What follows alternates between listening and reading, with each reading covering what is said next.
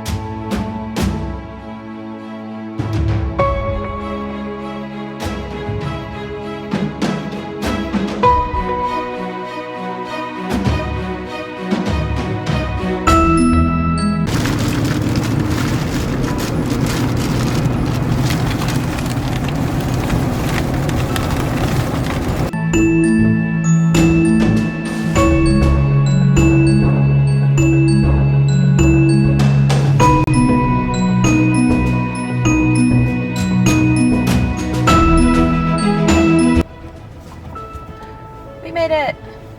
You can't see the sign because it's tiny, but Avian Exotics Vet Care. Let's go check it out.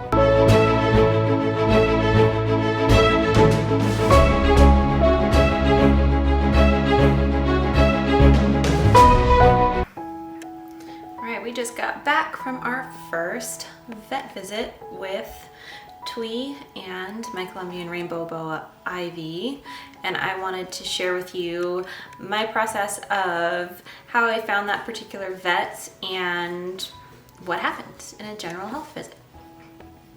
I found this vet through a basic Google search. The reason I chose the vet was client reviews, essentially. I like to go through and actually read the reviews. I really don't care or am too married to how many stars a specific place has.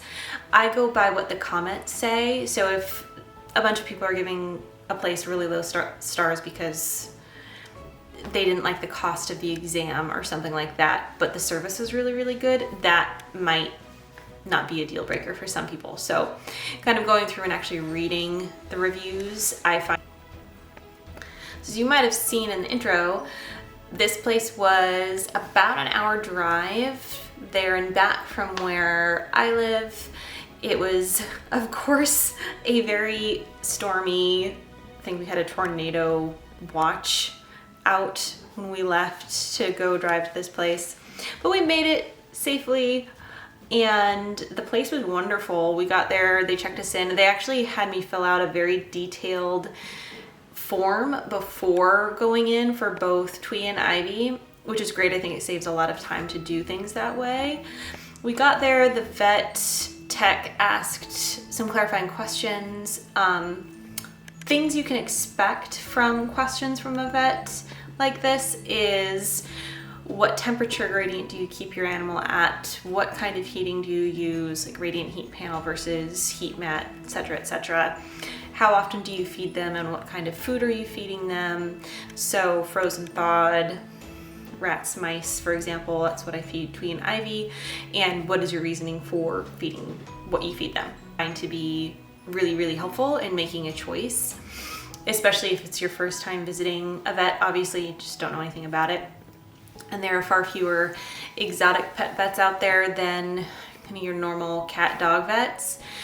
So kind of doing a little bit of research can go a really long way in selecting someone that is a good fit for you.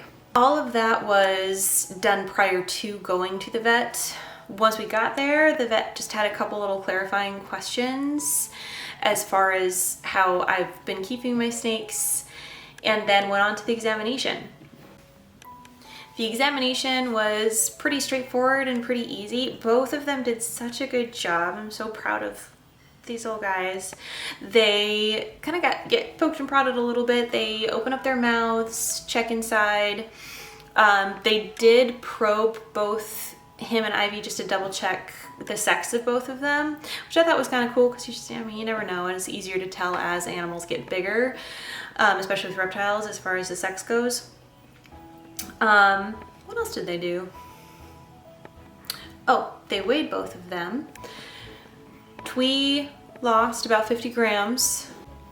So that's the other thing that actually was really nice, and I'm so glad that both of them were able to do this. They actually did a warm water soak and both of them pooped while we were there, so they were able to take a fecal sample, which saved me a whole lot of time because otherwise I would have had to drive all the way back there and all the way back if I wanted to do a fecal sample. And the fecal sample just tests for internal parasites, which is great for me. I really like to know for certain that that's all clear. So you never know. Internal parasites are internal, you can't see them. The only other thing that they did was draw some blood from this guy. He's had a little tiny bit of clicking very sporadically somewhere in his face and neck region. So we just wanted to double check and make sure that he doesn't have a respiratory infection. They drew blood to check his CBC levels, his white blood count levels. So I'll find out the answer to that blood work or the results of those blood work in about a week. Found out they actually draw the blood from around near their heart, I guess, which is kind of cool. I actually didn't see them draw the blood. I probably could have if I wanted to and asked. I didn't think about it. But they said he did such a good job getting the blood drawn. So yeah, that was really the only concern I had. This was a basic wellness check, so it was pretty easy peasy. The people there were very, very kind. There were actually 2 vet techs helping us, like holding the snakes while the vet was doing the examination, doing all of the check-in questions, etc., etc. And they were very, very kind. They basically interacted and treated the snakes as if I was at any other normal vet. They didn't act like they were cold-blooded animals without personality. They interacted with them, they were patient with them, they were gentle with them. So I was really, really pleased to find that that was the case, at least at this particular vet. This is the first time I've ever been to an exotic pet vet. I just started keeping snakes this past September.